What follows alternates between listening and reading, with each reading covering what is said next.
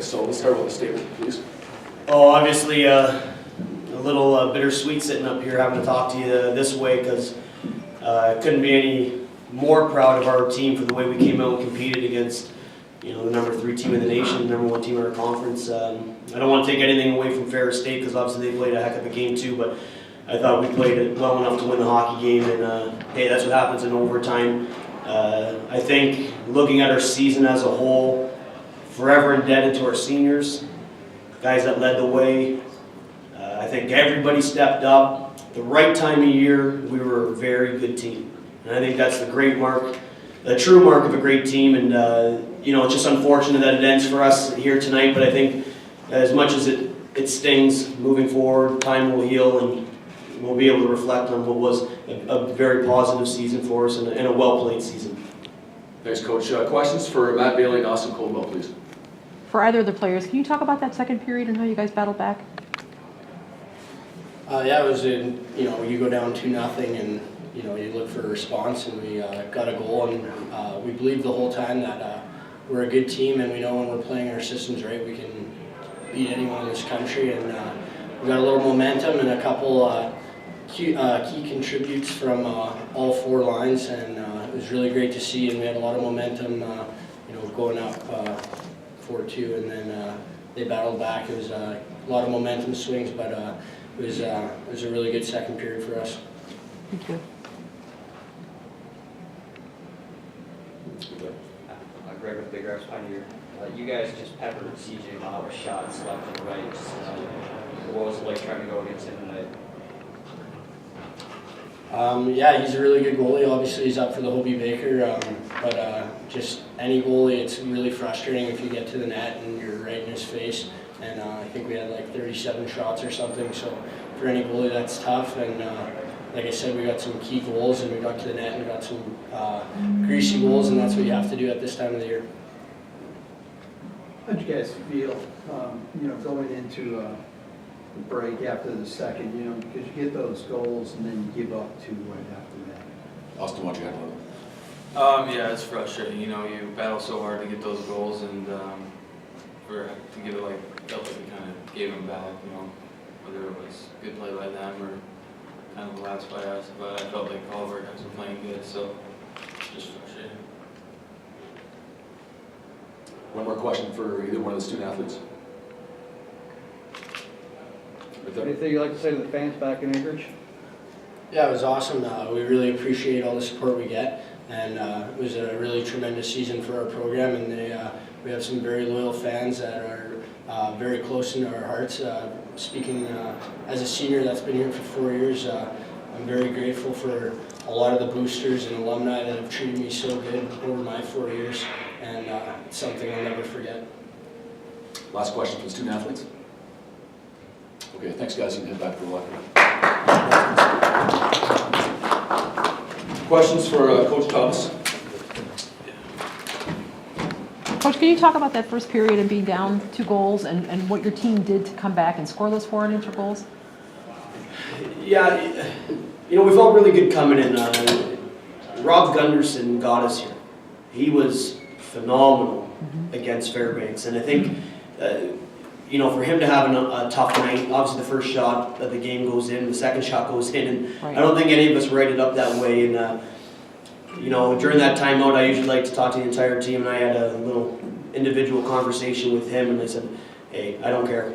I don't care. You're a warrior. You competed all year. You're the one that got us here. We're not here if you don't play the way you did. So I think it was a little tough on him more than I think when you're playing one of the top teams in the country, it's tough. That mountain looks pretty high that you got to climb when they get a lead on you. And again, I'm going to point right to our the guy that was sitting next to me, the 2 guys. They connect on a play down low, and Brett Cameron finishes it off, and that's our line that's all year sparked us. They get us within 2-1. I thought for the majority of that period it was controlled by us. Going into the first period, you hate being down 2-1, but you've got to shake things off, and you hope that everybody kind of responds. And I thought we did. We made a couple of bad mistakes there late in the second period, but our response was awesome. For Hudson Friesen to score a goal the way he did, for Zach Rassel to score, our 3rd and 4th line step up and get the job done. And obviously, we had all 4 lines score for us tonight. And I think if you want to win a game this time of year, you have to do that. So it was fun to be a part of, for sure. I was really proud of the guys. Obviously, we were playing a pretty darn good team, and they found a way to get back into it. Obviously, taking the win improvement in record between last year and this year, you have that on your mind, and then getting all the way to this point. Is that something to build off of for next year? Is it something you're going to be thinking about right at the beginning of the year?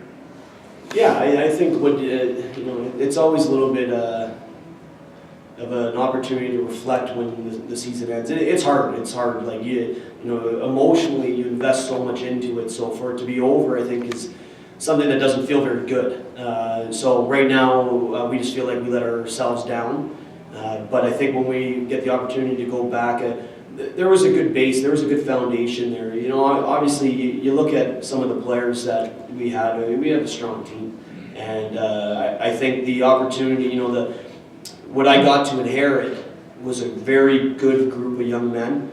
They came together the right way, they battled. I think, if anything, this season only proves to us just how good of a program we can be. It's not going to happen automatically next year. We're certainly going to need to have the same type of performance as we had from our players this year. There's going to be guys that are going to have to step up and fill the void for guys that are graduating and moving on. And I think, I don't think I say enough about the players. It's all them. It truly is. As a coach, you put together a game plan and you put together, you try to mold your group, but it means nothing if your players don't have belief. And all those guys did is they believed in each other.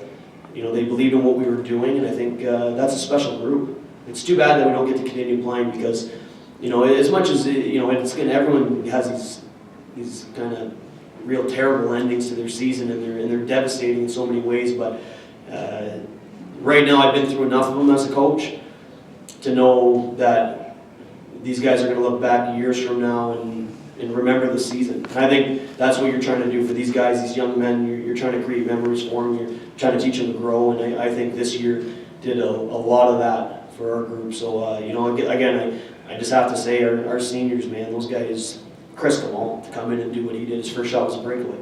And he makes a stop. Like, that was awesome. It's too bad we didn't win it for those guys because, from Gunderson to Kamal to Quinn Spruill and to Jordan Quaz, the one thing that you never get to talk about is the injuries, but, Jordan Quaz is a warrior. You can't even believe he's on the ice right now.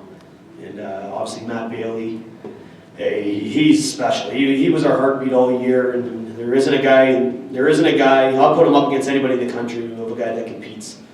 Nobody competes as hard as that guy, and it was just a privilege to be able to coach all 5 of those guys. Final question for Coach Thomas. Your decision to go with Kamal in the third period?